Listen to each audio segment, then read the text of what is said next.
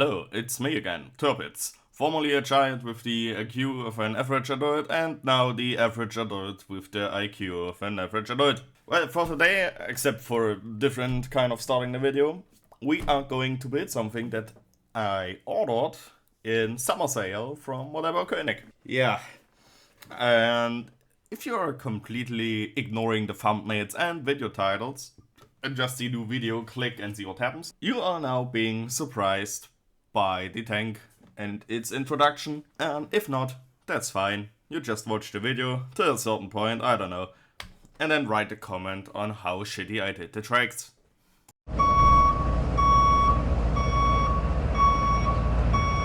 That's right, we are building a Kugelblitz today.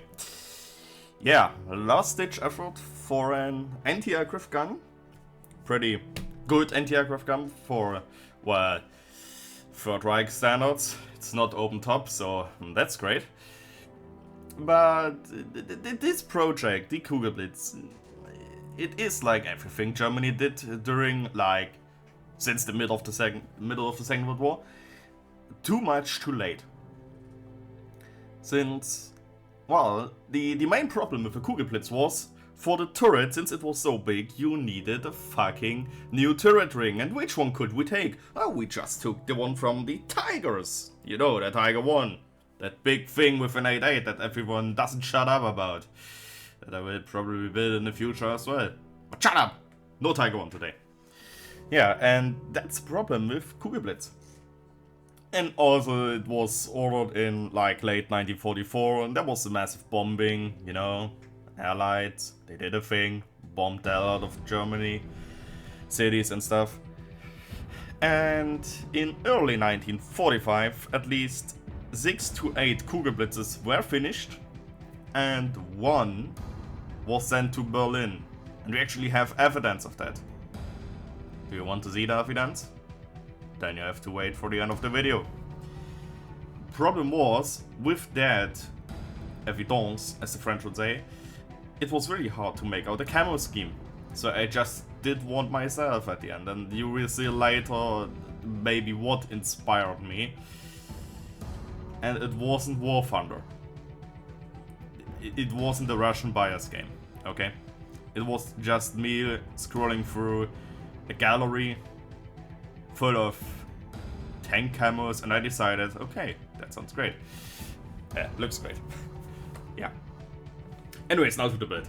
I pre-built pretty much everything. This is a Dragon kit. It is supposed to be good. I had some issues with the turret, not gonna lie, and with the backside of the tank, but I was able to make it somewhat great. And I mean, if you only look at the front of the tank, it looks nearly perfect.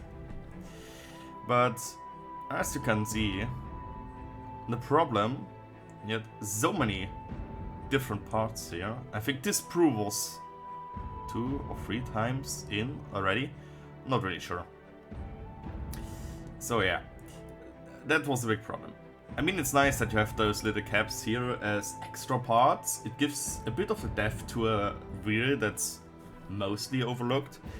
But, you know, when we look at 1/72nd scale Dragon kits, you just have a plate, which is the inner part of the wheel, which is supposed to be sand.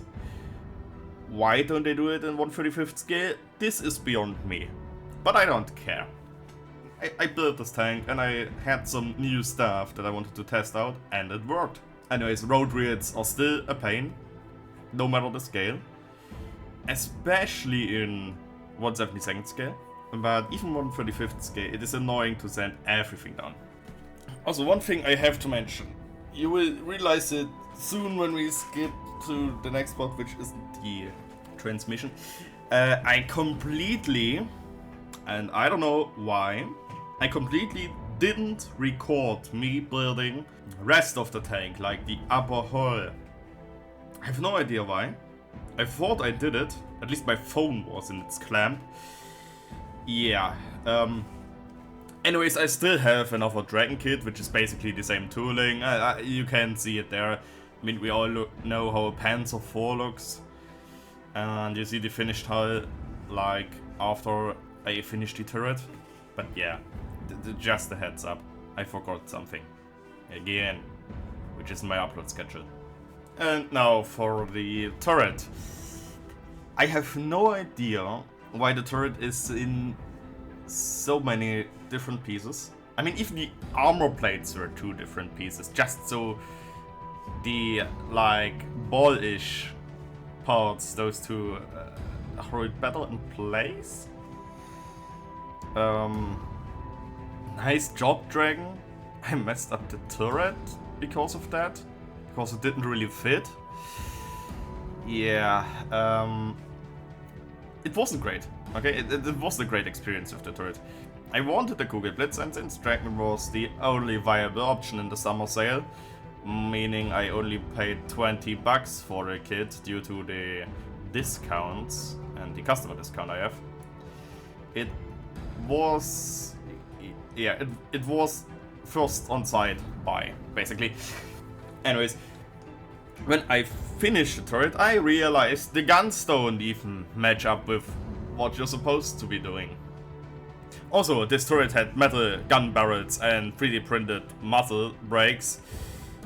Turns out when I applied them, the muzzle brake was bent. And I tried to, you know, have it between my fingers, making it more bendable with the warmth of my body, basically, through my fingers, and they broke. And then I had to use the plastic pieces, which are great as well. I mean, I did some other photo etched stuff that I thought I recorded, but I haven't. Yeah, anyways. Now here we have the finished turret. And you see, I finished the tank. And the turret is somehow not fitting. You had to press it down into the tank. It's not like click, there, boom, it fits perfectly. No, it didn't.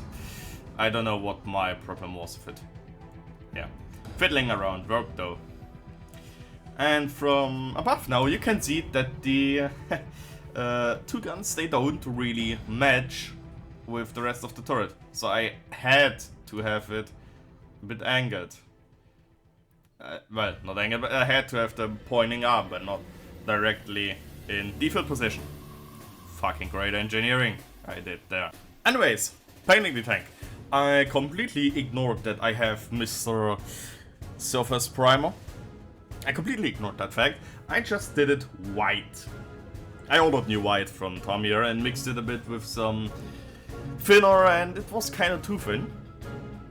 Which is great. It didn't clog my airbrush this time. It's still working perfectly fine. Until I build the next 25th scale tank in like October, and then we see what happens with the camouflage scheme. Anyways, after I primed this tank white, I gave it a generous coat of XF88, Dark Yellow 2, for later vehicle. It looked great. Then I decided to post-shade, completely messed up the higher yellow I wanted to make, and it nearly looked like it was a winterish tank. And then I had to redo the entire thing. Yeah, I should stick to pre-shading the next time I want to add some shades to a tank, especially one that has been rebuilt during the war and was nearly factory new and didn't really have any shades in it or dirt on it. Yeah, anyways, after that I used some masking putty from AK, and they market it as putty, but I want you to know it acts like a very thick fluid. When I put it on, well, anything, gravity dragged it down, which means on the road wheels, when I put it in the middle, we have a clip of that I think, when I paint the wheels, when I had put it on the middle section that wasn't supposed to be rubber black, it was dragged down a bit and I had to correct it before painting. Which is great, but it didn't really cover as much as I should, but still a great option. Now, speaking about the camo scheme I have envisioned, as you cannot see, when I applied the putty I did it in small areas. I mean, it was very hard to get out of the little containerish thingy, and it was packed in I think in a little plastic Ziploc bag before. You had to take it out and then put it in there. And it's very hard to drag out with your fingers. But it works, and also it has like this little strings when you don't really rip it, which I didn't want to waste. I mean, it's only 80 grams. And during the split I just used the eventual stripe pattern I did. I reused it for like the weirds and stuff, and then threw it away. So I'm not sure if you can use it multiple times, but it's still nice. Also, what I have to note here, since it said it's like fluidish thingy, when you apply it, like you see here in the video, and then wait for a while, it gets all shiny again. So your fingerprints and stuff, they won't be visible. It's just getting shiny, which is great. I like it. But yeah, I mean, remembering the previous method I used, which was just some post-op fixtures, you have nearly the same results. You have to press it down firmly, swoosh over it with the finger and stuff, like I did here. And some parts run really that great. Anyways, this is the camouflage scheme I wanted to go with. It looked great. I just did something, I just wanted it to be like a few sand stripes, and then I just did something. And it looks great here, in my end. It looks really great. Anyways, now for the camo color. I bought some XF89, which is supposed to be German green too. And then, of course, I thinned it down a bit. It was new, but I had to thin it down. Don't ask me about the ratio, only God knows what ratios I'll be doing. But it worked good.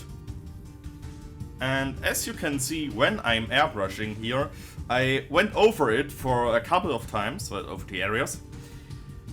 And yeah, kind of worked perfectly.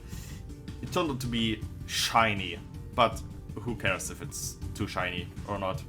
I mean, I did care, but it still looks great. As you can see, it's thinned down, airbrush is working flawlessly here. And, well, maybe for some other lightweight tanks that were applied field camouflages, I could skip the putty process entirely, except for like a few parts. Also, while you watch me painting a tank in green, I have to note, you see in the top right that the tracks are already assembled. I wanted to record it, since those tracks were already in little Ziploc bags as well, the links, and they're in 2 shades of grey, which I could barely make out with my eye, for the left and right side. Funny enough, those 2 shades didn't really fit each other, so it's great as well. It's great engineering, basically. And I did a little oopsie. I built them, and after I built them up and let only like 2 links detach, not glued together, so I can slide them on, I realized those weirds that I glued on, like the 4 weirds on top, which are support weirds for the track, I shouldn't have glued them on. It very, very much complicated the appliance of the tracks. And that's why I didn't record that as well. It was very hard to apply them, and very annoying, to say the least. Anyways, back to the painting scheme a bit. I want to rant about it. Except for it being a bit too shiny, like a Pokemon that you want so badly but couldn't catch, it actually works great. I mean, as you can see here on the engine deck, if I would left it like this on the right, it would have some, darker and lighter spots, which could signal that some amount of shading would have been affected here. But yeah, I just went over it from time to time. And since I bought a new airbrush a few months ago, because I broke mine again, I went over in smaller areas. I worked with smaller needles, and the thinning ratio was very great. But yeah, anyways, let's skip to the finished green section. And there we are. I had to peel off something from the masking party beforehand just to see the results, you know, and not be disappointed on camera. But now it's time to peel it off and restore the turret for some reason. Don't worry, I did paint the muzzle brakes in like a blackish used color. But yeah, that's it. And normally this putty for most parts was very easy to peel off, and it revealed some very nice sharp edges. Now the problem I have with the putty in some places, like the engine decks that I covered, since it's dragged down by this little funny thing called gravity, it was hell of a fun to remove it from like the little air thingies on the deck. You know what I mean, you see it. Anyways, aside from it being a little nightmare to peel off on some areas, it worked really great in my favor. And yes, before someone asks about the camo scheme, no, the lower hull on the sides wasn't painted. This is where the tracks and the rear running gear are located. Yes, some tanks like the Panzer IVs or Panzer IV-Hs had painted road wheels, but I didn't, since this is a light war tank. And you know, Kugelblitzes were taken from tanks that were sent back to the factory, which means they were rebuilt. So I imagine this would have been, in its former life, a Panzer IV-J, not a J, a Panzer IV-G, or like an F2 or an F model that has been upgraded in the factory and sent out to the front lines. That's my entire reasoning behind it.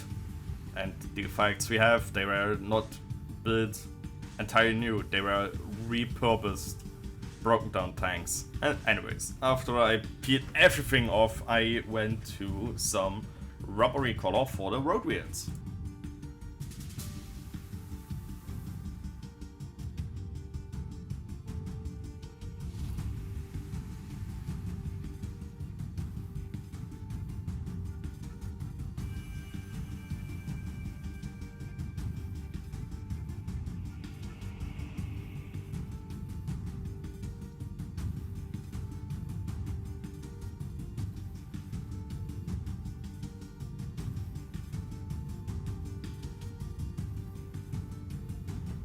Here, as I mentioned before, the putty didn't really work that great. I didn't really put it in every like little can I say corner? I don't think you can say corner here, but you see it that some black went a bit overboard, and yeah, that's a thing with 70-second skate dragon mods. They are a bit better in this regard for painting. After I finished painting and gluing and stuff, except for the tracks, I applied the decals. There were only 3 crosses. I broke one totally by accident, and I was like, okay, you know what, just have it displaying twos, and it's very good. After that, I called it good. And there we have it, guys. A Panzer IV called Kugelblitz, finished in 1/35 scale. This one is one of the white whales I have. I think for the past 8 years I wanted a Kugelblitz model, but I never got around to buy a Dragon kit. Since, I mean, yeah, Dragon is high priced, but it's also high quality you get. But yeah, this year I finally made it. Sorry again for being not able to provide the rest of the upper hull and the few PE parts I had to bend, but they are great. Those PE parts are great. One thing I have to mention here, I also bought a nice little photo etch bending tool, because since I built the last model, all those railings very annoyed me, and considering I have a few boats next where you have or need sharp edges and rectangular shapes on the railing, yeah, this banding tool will be hopefully very helpful. I'm not sure. I will find out. Railings are still a nightmare. Anyways. For this model, on my preferred quality scale, the Q, whatever I will call it in the future, I would say it's an 8 out of 10. Because a few parts didn't really add up, and I mean, that's unheard of. Dragon. Since the 90s, 80s, 90s, they give the best fitting models on the market. And after them comes Tamiya. Anyways, at this point in the video, I would do the fundraiser. I have money laying around, but I didn't come around to count it today. So in the next video, we will probably be about like 10, 15-ish bucks more fund. Who knows? Next video is coming out next week. I have like 3 weeks off of work now. This is week 1. I managed to build a Kugelblitz. I also nearly finished another project yesterday evening. And at the weekend, I will, well, finish it. As for me, now I will go hang out with a friend who recently got jobless. Poor bastard, now has to endure me for the next 2 or 3 days. And then at the weekend I resume work. Thank you very much for watching. And until next time, please leave me alone. I will try my best, okay? Bye bye.